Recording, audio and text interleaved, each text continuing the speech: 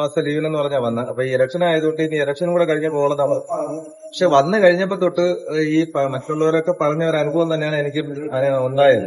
ആ നിമിഷം വരെ മറ്റ് ബുദ്ധിമുട്ടുകൾ സാറിന്റെ ചില സമയത്തുള്ള എന്തെങ്കിലും വഴക്ക് കുറച്ചിൽ നിസ്സാരമായിട്ടുള്ള ചിലപ്പോ സാറിന്റെ ഓർമ്മ കൊണ്ടും എന്നെ വഴക്ക് കുറച്ചിട്ടുണ്ട്. അതൊന്നും ഞാൻ വലിയ കാര്യമാക്കിയിട്ടില്ല. എനിക്കങ്ങനെ വേറെ ബുദ്ധിമുട്ടില്ല. പിന്നെ പുള്ളി എനിക്ക് ഭക്ഷണം കഴിക്കുന്ന കാര്യത്തിലൊക്കെ നല്ല കാര്യങ്ങൾ വേറെ കുഴപ്പമൊന്നുമില്ല. പക്ഷെ ഇദ്ദേഹം വന്നതിന് ശേഷം പുള്ളി ഒരു മന്ത്രിയുടെ മോനാണെന്നുള്ള രീതിയിലും നമ്മൾ അതായത് എനിക്ക് തോന്നി തുടങ്ങിയത് പുള്ളി ഏത് രീതിയിൽ നമ്മളെ ഉപദ്രവിച്ചാലും നമ്മളത് അംഗീകരിക്കാൻ പറ്റിയ ഒരാളായിട്ട് നിൽക്കുന്ന ഒരു ജോലിക്കാരനാണ് പുള്ളിക്ക് വേണ്ടതെന്നുള്ള രീതിയിൽ എനിക്ക്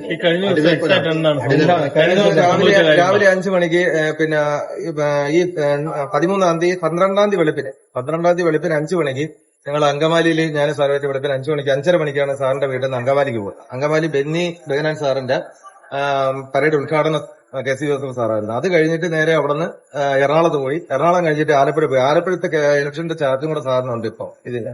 അപ്പൊ ആലപ്പുഴ പോയി. ആലപ്പുഴത്തെ മീറ്റിംഗ് കഴിഞ്ഞിട്ട് കായംകുളം പോയി. കായംകുളത്തെ മീറ്റിംഗ് കഴിഞ്ഞിട്ട് തിരിച്ച് വീണ്ടും 8 മണിക്ക് OMCയിൽ വെച്ചുള്ള മീറ്റിംഗ് ആലപ്പുഴയ്ക്ക് തിരിച്ച് ആലപ്പുഴ വന്നു. അപ്പോഴേക്കും 8 മണിക്ക് മീറ്റിംഗിന് കയറിയപ്പോ സാറിന്റെ അടുത്ത് പറഞ്ഞു, ആലപ്പുഴയിൽ നിന്ന് റെയിൽവേ സ്റ്റേഷനിൽ നിന്ന് എനിക്ക് 10 മണിക്കുള്ള ട്രെയിനിന് കണ്ണൂർ സൈഡിലേക്ക് പോകണം. സിനു എന്നെ ആലപ്പുഴ റെയിൽവേ സ്റ്റേഷനിൽ ഡ്രോപ്പ് ചെയ്തിട്ട് സിനു തിരിച്ച് വീട്ടിൽ പോകണം. എത്തുന്ന രാത്രി 8 മണിയാകുമ്പോൾ വന്ദേ ഭാരതിൽ കോട്ടയം വരുമെന്ന് പറഞ്ഞു. അതുവരെ പറഞ്ഞാണ് ഇത് ചെയ്യുന്നത്. അവിടുത്തെ മീറ്റിംഗ് കഴിഞ്ഞിട്ട് നേരെ റെയിൽവേ സ്റ്റേഷനിൽ പോയി. 10 മണി എന്നുള്ള ട്രെയിന് 10:30 മണിയായി. അരമണിക്കൂർ ലേറ്റായതാണ്. സാറിന് ഞാൻ റെയിൽവേ സ്റ്റേഷനിൽ കയറ്റിവിട്ടു. പെട്ടിയെടുത്ത് കയറ്റിവിട്ടതിന് ശേഷമാണ് ഞാൻ തിരിച്ച് പിന്നെ ആലപ്പുഴയിൽ നിന്നും കോട്ടയം സാറിന്റെ വീട്ടിലേക്ക് തിരിക്കുന്നത്. അപ്പൊ എന്റെ മനസ്സിലും എത്രയും പെട്ടെന്ന് കോട്ടയം വന്നാൽ മാത്രമേ എനിക്കും കിടന്നിറങ്ങാൻ പറ്റൂ. തലേ ദിവസവും ഞാൻ രാത്രി 12:30 1 മണിക്കാണ് സാറിനെ വീട്ടിൽ ഡ്രോപ്പ് ചെയ്തിട്ട് വെളുപ്പിന് പിന്നെ രാവിലെ അന്ന് ഞാൻ 5 മണിക്ക് വരുന്നത്. അപ്പൊ അതുകൊണ്ട് ഞാൻ പോയിട്ട് തിരിച്ച്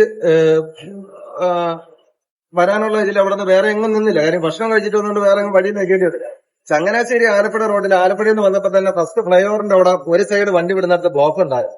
അന്ന് എന്തോ ഒരു വണ്ടി ബ്രേക്ക് ഡൗൺ ആയിട്ട് അവിടെ ശരിക്കും നല്ല രീതിയിൽ ബ്ലോക്ക് ഉണ്ട്. ഞാൻ മാത്രമല്ല, അങ്ങനെ എനിക്ക് അങ്ങനെ ബ്ലോക്കിൽ കിടന്നപ്പോ എനിക്കൊരു ഡൗട്ട് വന്നു. ഈ പുള്ളിയുടെ സ്വഭാവം അനുസരിച്ചിട്ട് ഈ കഴിഞ്ഞ ഒരു മാസം വരെ പുള്ളി നാട്ടിൽ വരുന്നവരെ കുഴപ്പമില്ലായിരുന്നു. ഞാൻ ഈ ബ്ലോക്കിന്റെ വീഡിയോ ഒന്നും എടുത്തില്ല. അല്ലെങ്കിൽ ചിലപ്പോൾ ഇത് എനിക്ക് ചോദ്യം വരുമെന്ന് എനിക്കൊരു ഭയം ഉണ്ടാകും പുള്ളിയുടെ. എങ്ങനെയെങ്കിലും അങ്ങനെ ആ വീഡിയോ എടുത്ത് ഞാൻ ബ്ലോക്ക് മാറി വണ്ടി മുമ്പോട്ട് വരുമ്പോ ഈ പുള്ളി രാത്രി 12 മണി കഴിയുമെന്ന് എനിക്ക് തോന്നുന്നു ഏകദേശം. ആ സമയത്ത് പുള്ളി എന്നെ ഫോൺ വിളിച്ചു. സിനു ഇവിടെ. ഞാൻ പറഞ്ഞു, രജി സാറേ ഞാൻ അങ്ങോട്ട് വന്നോണ്ടിരിക്കുക. ഇവിടെ സാറിന് റെയിൽവേ സ്റ്റേഷനിൽ വിട്ട് അരമണിക്കൂർ ട്രെയിൻ ലേറ്റായിരുന്നു. പിന്നെ അവിടെ ഒരു ചെറിയൊരു ബ്ലോക്ക് ഉണ്ടായിരുന്നു. അത് ഈ രാത്രി ഇവിടെ ബ്ലോക്ക്. ഞാൻ പറഞ്ഞു, ഇവിടെ സാറുമായിട്ട് പോകുമ്പോഴറിയാം ഇവിടെ ഒരു പാലത്തിന്റെ വർക്ക് കിടക്കുന്നുണ്ട്. ആ ഫ്ലൈ ഓവറിന്റെ അടിയിൽ വന്ന ബ്ലോക്കാണെന്ന് തോന്നുന്നു. അത് കഴിഞ്ഞ് ചങ്ങനാശ്ശേരി വന്ന് ഞാൻ ഇറങ്ങുന്ന മെയിൻ ഹൈവേയിലോട്ട് ഇറങ്ങുന്ന സമയത്ത് ഫോൺ ചെയ്തിട്ടാണ് ഞാൻ ചങ്ങനാശ്ശേരി എത്തി. ഇനി ഏത് വഴിക്കാ വരുന്നത്? കൊല്ലാട് വഴിക്കാണോ ടൗൺ വഴിയാണോ? ഞാൻ പറഞ്ഞു, ഈ സമയം രാത്രിയല്ല, ഞാൻ മെയിൻ റോഡ് തിരക്കില്ല, കോട്ടയം ടൗൺ വഴി തന്നെ വീട്ടിലോട്ട് വരാണ്. അത് കോട്ടയം എത്തുമ്പോൾ എന്നെ ഒന്നുകൂടെ വിളിക്കുന്നത്. ഞാൻ പറഞ്ഞു, ശരി സാറെന്നോ. പിന്നെ ഞാൻ ചങ്ങനാശ്ശേരി നിന്ന് കോട്ടയത്തോട്ട് പോയ വഴിക്ക് നാട്ടകം അവിടെ എത്തിയെന്ന് ഒരു സ്ഥലത്ത് എനിക്ക് കണ്ടാലറിയാം.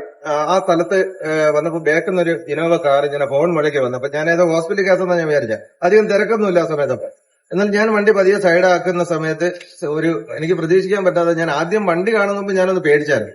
വണ്ടി എന്നെ നേരെ കൊണ്ടുവന്ന് വിലങ്ങി നിർത്തിയിട്ട് വണ്ടി നിന്ന ഇതിൽ തന്നെ പെട്ടെന്ന് സ്പീഡ് ഡോറും അടച്ച് വന്ന് എന്റെ അടുത്ത് വന്നിട്ട് ഫോണിങ്ങടെന്ന് പറഞ്ഞ് ഭയങ്കരമായിട്ട് തന്നെ ഒരു ദേഷ്യം ഭയങ്കര ഇതിലായിട്ട്. ഞാൻ കാര്യമൊന്നും അറിയുന്നില്ല. ഞാൻ അറിയിക്കാൻ ഒരു സംഭവം ഇല്ല ഇങ്ങനെ നടക്കാനോ. അങ്ങനെ ഞാൻ ചോദിച്ചു, എന്തിനാ അത് നീ വീഡിയോ എടുത്ത് എനിക്കൊന്ന് കാണട്ടെ, വീഡിയോ എടുത്ത ബ്ലോക്ക് എന്ന് പറഞ്ഞ വീഡിയോ കാണട്ടെ എന്ന് പറഞ്ഞു. ഞാൻ പറഞ്ഞു, സാറേ രജി സാർ എന്താ എന്റെ അടുത്ത് ഇങ്ങനെ സംസാരിക്കണേ എന്ന് ചോദിച്ചു. ഞാൻ എന്ത് തെറ്റായത് എന്ന് ഞാൻ ചോദിച്ചു. അപ്പൊ പറഞ്ഞു, നീ ഒന്ന് സംസാരിക്കണ്ട, എന്റെ സ്വഭാവം പറയുന്നത്. പുള്ളി വേറൊരു മൈൻഡില്ല. അപ്പൊ എനിക്ക് തോന്നിയതാണ്, എനിക്ക് അന്ന് വരെ പുള്ളി മദ്യപിക്കുന്നൊന്നും തോന്നിയിട്ടില്ല. അന്ന് എനിക്കൊരു മദ്യത്തിന്റെ സ്മെല്ലുള്ളതായിട്ട് എനിക്ക് തോന്നിയാണ്. അതിന് മുമ്പ് വരെ എനിക്ക് അങ്ങനെ ഒരു ഇതുമില്ലായിരുന്നു. അപ്പൊ എനിക്ക് പുള്ളി മദ്യപിച്ചിട്ട് ഞാൻ എന്തായാലും നോർമലായിട്ടുള്ള ഒരു വ്യക്തി അന്ന് ഇങ്ങനെ കാണിക്കേണ്ട വഴിയില്ല. കാര്യം ഞാൻ വീട്ടിലോട്ട് പിന്നെ എത്താൻ കുറച്ച് സമയമുള്ളൂ. എന്നെ വന്ന ഉടനെ ഇത് മേടിച്ച് പിന്നെ ഫോൺ പിടിച്ച് മേടിച്ചിട്ട് ചെയ്തിട്ട് എന്റെ തലക്ക് ഇങ്ങനെ പിടിച്ചിട്ട് വണ്ടിയിലോട്ട് പിടിച്ച് എനിക്ക് ഞാൻ ഡോർ തുറന്ന് ഇറങ്ങാനും എനിക്ക് പറ്റിയില്ല. നിന്നോണ്ട് തന്നെ ക്ലാസ് താത്തിട്ടേക്കാൻ ഇത് കുറച്ച് കഴിഞ്ഞിട്ട് എന്നെ വണ്ടിയിൽ നിന്ന് ഞാനൊന്ന് എന്നെ ഇറങ്ങാൻ സമ്മതിച്ചില്ല. അങ്ങനെ പുള്ളി ഇത് ചെയ്ത് ഫോൺ പിടിച്ച് മേടിച്ച് പിന്നെ വേറെ ആരെയൊക്കെ പുള്ളി ഫോൺ ചെയ്ത് എന്നിട്ട് എന്റെ അടുത്ത് പറഞ്ഞ് എന്റെ വണ്ടിക്കകത്ത് ആരാണ് ഇരിക്കണമെന്ന് അറിയാമോ, നീ വണ്ടിക്കകത്തിരിക്കാൻ മിണ്ടി പോകരുത് തീർത്തളവെന്നൊക്കെ പറഞ്ഞ് ഭയങ്കര ഭീഷണിയായിരുന്നു എന്നെ മർദ്ദിച്ചു. അത് കഴിഞ്ഞിട്ട് പിന്നെ ഒരു 15 മിനിറ്റോളം ഏകദേശം അവിടെ ആ സീന് അത് കഴിഞ്ഞു. പിന്നെ പുള്ളിക്ക് ഒരു ഫോൺ സംസാരിക്കുന്ന ഗ്യാപ്പിൽ ഞാൻ പുറത്തിറങ്ങി. പുറത്തിറങ്ങിയപ്പം ചാവി പിടിച്ചു പിടിക്കുന്ന ഫോൺ ഞാൻ പിടിച്ചിട്ട് തന്നെ എന്റെ ഫോൺ എന്റെ പേർക്ക് കാര്യങ്ങൾ എന്റെ ഫോൺ തന്നാൽ മതി. അത് ടൈം നോക്കി പുള്ളി അതിന്റെ ഇതിന് സമയം നോക്കിയപ്പോഴത്തേക്കും 11 രാത്രി 11 ഈ ഞാൻ അവിടെ തിരിക്കണേന്റെ അന്ന് രാത്രി 11:58 ആ ടൈം അതിനോട്ടെ വീഡിയോ എടുക്കണേന്റെ സത്യമാണോ എന്ന് അറിയാൻ വേണ്ടിയിട്ടായിരിക്കും പരിശോധിച്ചത്.